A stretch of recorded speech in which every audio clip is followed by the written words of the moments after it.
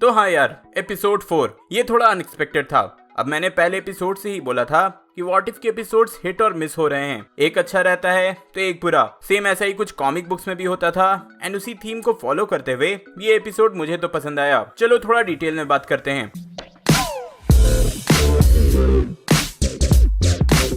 सबसे पहले तो यार ये बता दूं कि ये स्पॉइलर से भरा हुआ रिव्यू है, जहां एज अ फैन मैं एपिसोड 4 को डिस्कस करूंगा, मे बी एक दो फैन थ्योरी भी दे दूंगा, इसलिए स्पॉइलर का टेंशन नहीं है, तभी आगे बढ़ना। तो देखो, कॉमिक बुक्स में व्हाट इफ के कई स्टोरी लाइन्स हैं, कई सारे हिट हैं, कई सारे मिस हैं, और जहां तक ये एपिसोड मुझे लगा कि इसकी storyline what if Doctor Strange were a disciple of Dormammu से इंस्पायर्ड है, पर हाँ एग्जैक्टली सेम तो नहीं है, कई सारे एलिमेंट सिमिलर जरूर हैं। और हाँ, जैसे वो कॉमिक सबको पसंद आई थी, वैसे ही मुझे ये एपिसोड 4 भी पसंद आया। अब देखो, व्हाट इफ के एपिसोड्स को मैं कुछ पॉइंट्स पे जज करता हूँ। पहले तो ये कि इसमें कितने मेजर चेंजेस हैं, दूसरे कितने शॉकिंग पॉइंट्स हैं, मतलब शॉकिंग एलिमेंट्स हैं, एंड तीसरा कि फ्यूचर के एपिसोड्स पे इसका क्या इम्पैक्ट हो सकता है। एंड इन सब पॉइंट्स को ये एपिसोड परफेक्टली पूरा करती है। पहले अगर मेजर चेंजेस पे आए तो यार यहाँ ऑब्वियस मेजर चेंज है कि डॉक्टर स्ट्रेंज एविल बन जाता है, लेकिन क्यों आप सब जानते हो।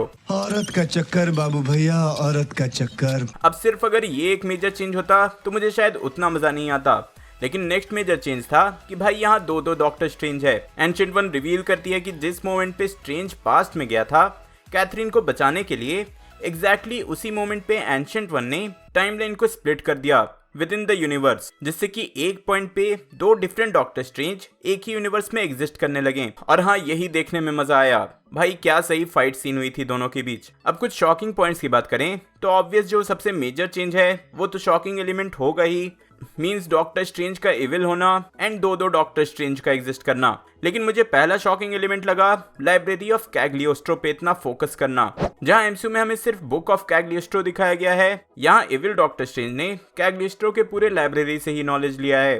देन सेकंड शॉकिंग एलिमेंट था जिससे कि एक फैन थ्योरी भी बन सकती है, वो था एब्सोल्यूट पॉइंट, जिसको कि चेंज नहीं किया जा सकता। यहाँ एक्सप्लेन किया गया कि क्रिस्टीन की डेथ एक एब्सोल्यूट पॉइंट है जिसको कि चेंज करना पॉसिबल नहीं है, एंड इफ किसी ने ट्राई भी किया तो हो सकता है कि उससे पूरा का पूरा यूनिवर्स, पूरा का पूरा टाइम लाइन टीयर डाउन हो जाए, एंड वही हुआ भी।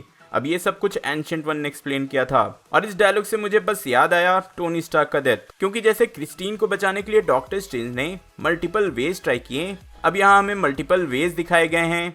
लेकिन इन्फिनिटी वॉर में जब स्ट्रेंज ने थैनोस को हराने के लिए मल्टीपल वेज देखे थे, तब वहाँ ये सब नहीं दिखाया गया था। बट फॉर श्योर स्ट्रेंज ने टाइम स्टोन के हेल्प से इन सारे इवेंट्स को फिजिकली एक्सपीरियंस किया होगा। एंड मुझे लगता है कि जैसे क्रिस्टीन की डेथ एक एब्सोल्यूट पॉइंट थी जिसे चेंज नहीं किया जा सकता था, वैसी टोनी की डेथ भी एक एब्सोल्यूट पॉइंट होगी, जो भी कर लो वो होना ही था। तो हाँ, इस पूरे सीक्वेंस से मुझे तो यही लगा। आगे बढ़े तो है फ्यूचर के एपिसोड्स पे इम्पैक्ट। तो किसी भी सीरीज को जज करने से पहले ये जरूरी है कि वो पर्टिकुलर एपिसोड फ्यूचर के एपिसोड्स को कितना इम्पैक्ट करता है, उससे आप उस एपिसोड का इम्पैक्ट आराम से गेस कर सकते हो। तो अभी तक जितने भी पिछले तीनों एपिसोड्स थे, कहीं से भी नहीं लगा कि ये सारे कनेक्टेड होने वाले हैं। पिछले एपिसोड्स में कहीं हिंट भी नहीं दिया गया था कि आगे जाकर एक साथ ज्वाइन होने वाले हैं, बस ऐसा लग रहा था कि सारे इंडिविजुअल स्टोरीज हैं। लेकिन यहाँ समझो कंफर्म कर लिया गया। पहला तो हमें एक हिंट मिला जब हमने ये टेंटिकल्स देखे, एंड यही ऑक्टोपस जैसे टेंटिकल्स हमने फर्स्ट एपिसोड में भी देखे हैं। तो हाँ, यहाँ फर्स्ट कनेक्शन तो मिल गया। वैसे फॉर योर इन्फॉर्मेशन, हो सकता है कि ये टेंटिकल्स जो हैं वो शूमा गोरैथ के हों,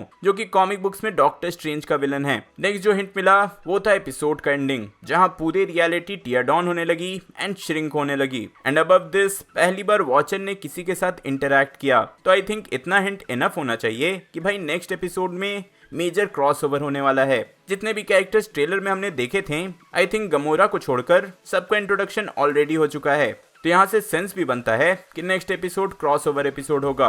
एंड टू बी ऑनेस्ट, अगर ऐसा नहीं होता तो शायद ये एपिसोड मुझे उतना पसंद नहीं आती। जैसे कि सब जानते ही हैं, किसी भी सीरीज से कनेक्टेड रहने के लिए इंपॉर्टेंट होता है क्लिफ हैंगर, एंड वो यहाँ क्लियरली है। तो लेट्स सी नेक्स्ट एपिसोड में क्या होता है। ओवरऑल अभी तक ये मेरा सेकंड फेवरेट एपिसोड है। फर्स्ट पे episode 2, then 4, then 3 and then 1 है। आप लोग को ये एपिसोड कैसा लगा जरूर बताना, साथ ही अपने एपिसोड्स का रैंक भी शेयर करना।